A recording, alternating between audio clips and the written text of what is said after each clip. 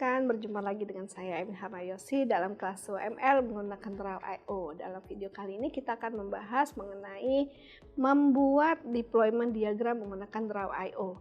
Ya, kita akan bahas tentang definisi, notasi, fungsi, manfaat, dan kegunaan komponen dari deployment diagram serta cara membuat deployment diagram menggunakan Draw.io. Deployment diagram merupakan salah satu model diagram dalam UML untuk mengerahkan artefak dalam node. Jadi deployment diagram ini digunakan untuk memvisualisasi hubungan antar software dan hardware. Cara spesifik ini dapat membuat physical model tentang bagaimana komponen perangkat lunak atau artefaknya digunakan pada komponen perangkat kelas yang dikenal sebagai node. Ya, di sini salah satu diagram yang paling penting dalam tingkat implementasi perangkat lunak dan ditulis sebelum melakukan code.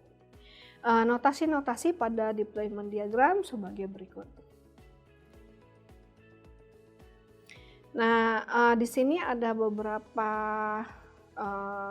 deployment diagram sederhana. Notasinya ya terdiri dari nodes, artifacts, ya, dimana nodes ini merupakan contoh seperti application server dan database server. Untuk artifak sendiri adalah application, client, data, dan database schema.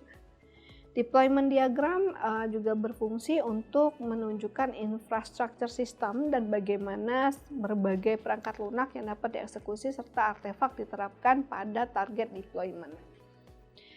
Nah, untuk manfaat sendiri terdiri dari beberapa hal, yaitu memberikan kemudahan dalam menjelaskan atau menerangkan sebuah sistem dibandingkan jika hanya dengan kata-kata. Dan ini mempermudahkan untuk mengingat data-data kuantitatif serta lebih efektif dan proaktif sebagai penjelasan dibandingkan menggunakan kalimat. Adapun kegunaan atau fungsinya antara lain untuk menunjukkan struktur dari sistem runtime, memberikan gambaran bagaimana perangkat keras memiliki keterkaitan ya antar satu dengan yang lainnya dan menunjukkan perangkat keras dan perangkat lunak diinstal. Berikut merupakan komponen-komponen deployment diagram, antara lain ada manifestasi, ya, deployment target, node, communication path, deployment dependency, deployment specification, deployment specification dependency, deployment specification association, dan komponen.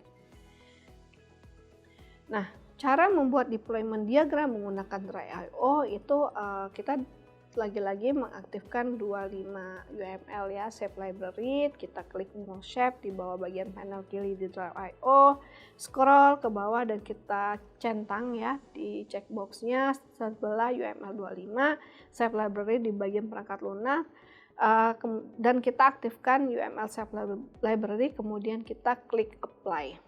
Nah, berikut ya, kalau kita sudah apply beberapa hal tadi, sehingga teman-teman dapat menggunakan bentuk ini untuk menggambarkan deployment diagram. Demikian pembahasan materi mengenai membuat deployment diagram menggunakan Draw.io. Sampai berjumpa di video selanjutnya.